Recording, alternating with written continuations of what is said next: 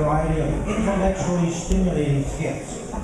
Who can forget last year's lessons in pie throwing, our spitting human fountains, or our customized version of All the Chapel Bells Were Ringing, featuring bells and mallets hung between the legs of the singers.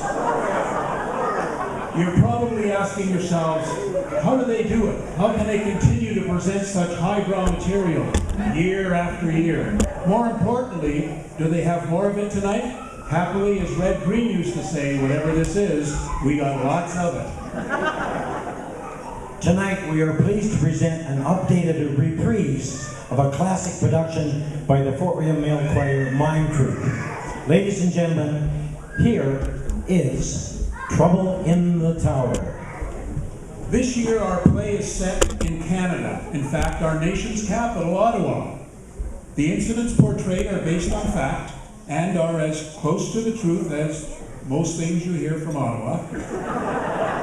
We take you to Parliament Hill, specifically the Peace Tower, high over the center block of the Parliament building. You're probably familiar with the story of Quasimodo, the hunchback who inhabited the Notre Dame Cathedral.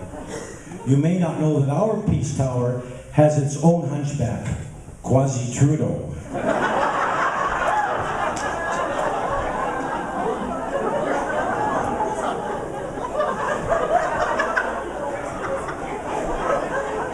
Quasi-Trudeau was exhausted.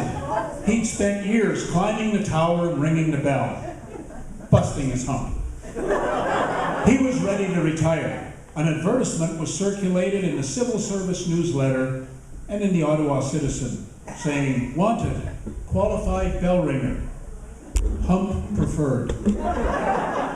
Only one person applied, a young fellow, but he did really well in the interview, and he passed the written civil service exam, and he even had a hump. So he was invited to meet Quasi-Trudeau on Saturday morning at the bottom of the tower for some on-the-job experience. The hunchback said, walk this way, and led the young applicant up the tower.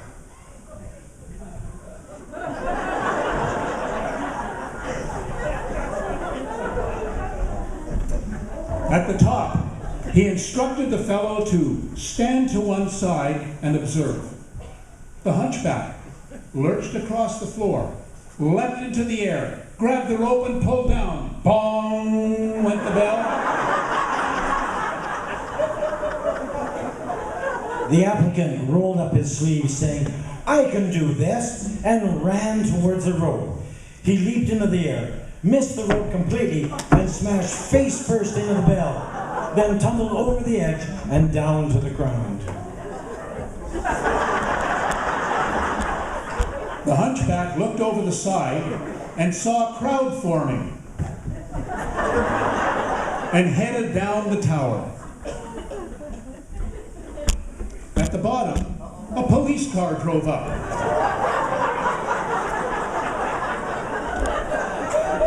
An officer climbed out, looked over the situation, and said to the hunchback, say, do you know this fellow? I don't know his name, the hunchback replied, but his face rings a bell.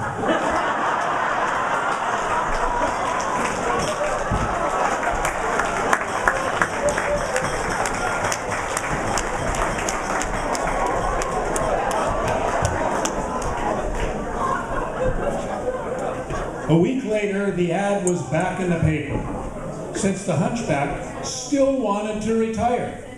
They only got one applicant again, this time a young woman.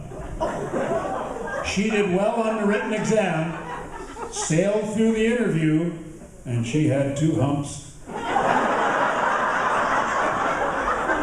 So she was invited to meet the hunchback at the base of the tower on Saturday morning. At the tower, the hunchback welcomed the applicant and mentioned to her that she was the only applicant, just as a week before. I know, said the young woman, that was my brother.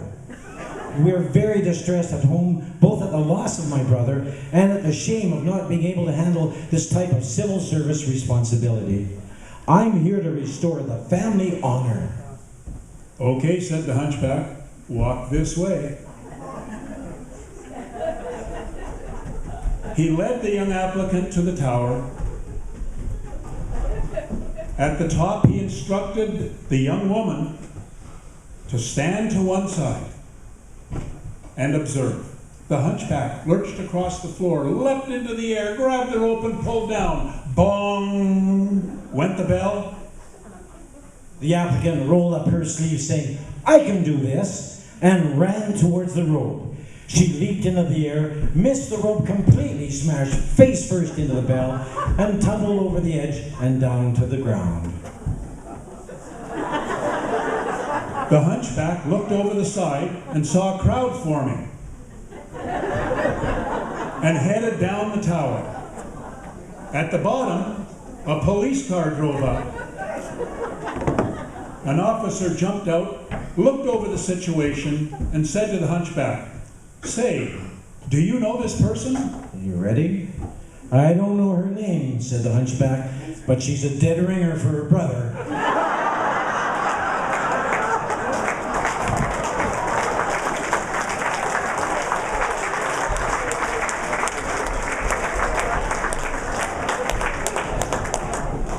A week later, the ad was back in the paper. We got lots of free time on our hands, eh? Since the hunchback still wanted to retire. They only got one applicant, this time an elderly man.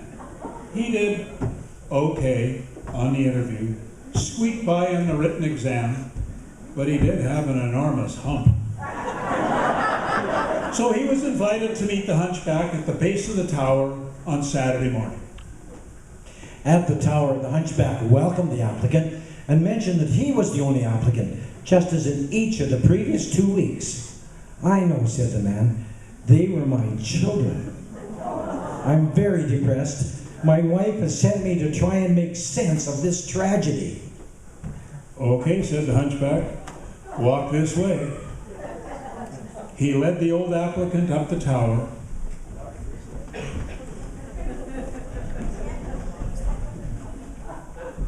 At the top, he instructed the old man to stand to one side and observe.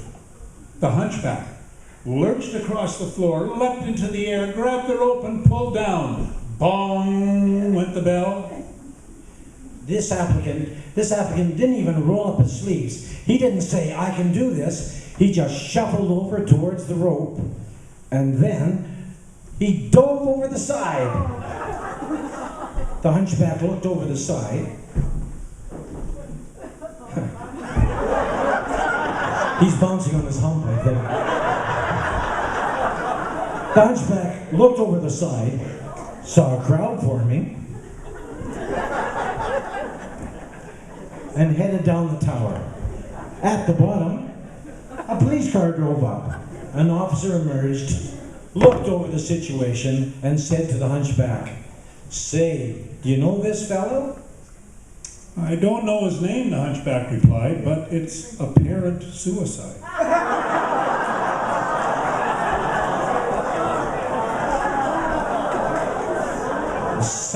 Sadly, that concludes our presentation. However, plans are under development for a sequel, where you may hear these familiar words. "I don't know her name, but she's some mother bell ringer." The end.